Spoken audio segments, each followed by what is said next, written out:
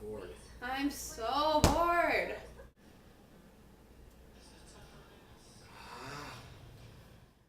The news is on.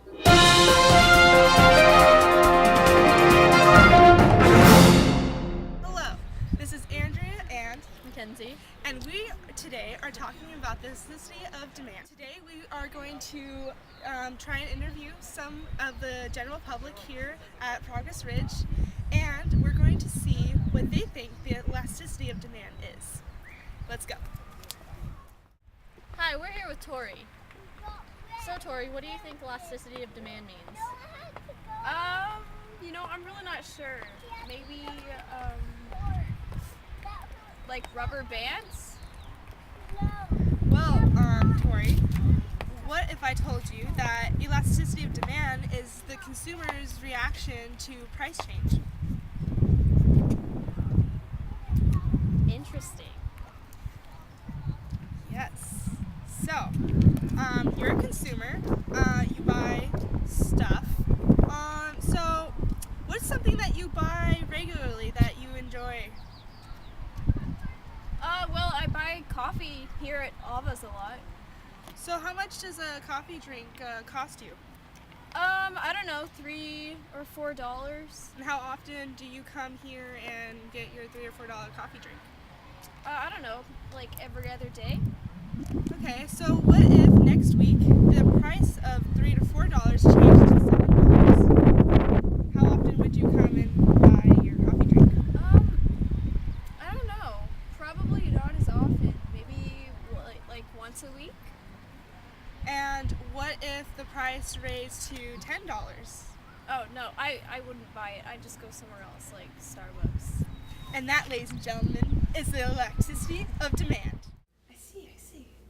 That makes sense. Elasticity of demand is how consumers react to price changes. Here to explain the elasticity of demand, our resident expert, Sarah. Hey, look, I'm on TV. Elasticity of demand can easily be illustrated by a rubber band. When a change in price occurs, if the demand is elastic, it will stretch the person's demand for the good. When the price is when the demand is inelastic, a change in price won't stretch the demand very much. Well, that's cool. Hey, write that down. Write down what elasticity of demand is. Write it down. Okay, I got it. The elasticity of demand actually has a calculable numerical value. The formula for obtaining this value is quite simple. The percent change in quantity demanded over the percent change in price is the elasticity. To calculate percent changes, take the original number minus the new number, divide by the original, and multiply by 100. This applies for both quantity demanded and price. Let's say the price of burritos at your favorite restaurant decreases from $4 to $3. That is a 25% change in price. Because of this decrease, the demand changes from 10 burritos to 20. That is a 100% increase. The elasticity is 100 divided by 25, which is 4, so it is elastic. It's elastic! Let's look at what happens when the price of one of your prescription drugs falls from $6 to $2. That is a 67% change. But quantity demanded only rises from 10 to 15, only a 50% change. 67 over 50 is only 70.75, so it is. It's elastic! Hey! Whoa, guys. Okay, guys. Hold on. It's inelastic. Okay? It's inelastic. Okay. If the percent change in quantity demanded over the percent change in price is less than 1, it is inelastic. When elasticity equals exactly 1, the demand is unitary elastic. There are many factors that affect a good's elasticity. The biggest factors are the availability of substitutes, relative importance, necessities versus luxuries, and time. If there are few substitutes available, you'll keep buying the good even when prices increase. The opposite is also true. If there are many substitutes, you'll switch to those after very small increases. Goods with few substitutes are inelastic, while goods with many are elastic. If you spend a large a portion of your budget on a good, you will definitely notice a price increase. You already spend so much on it, you don't want to spend any more, and you'll cut back on your spending. This makes it elastic. However, if the good, for example, shoelaces, is a very small portion of your budget, you won't care if the price increases. You will keep buying those shoelaces, making them inelastic. If you see a good as a necessity, you'll keep buying it no matter what the price becomes. This makes it inelastic. If something is a luxury and the price increases, you will buy less since it is not as vital in your life.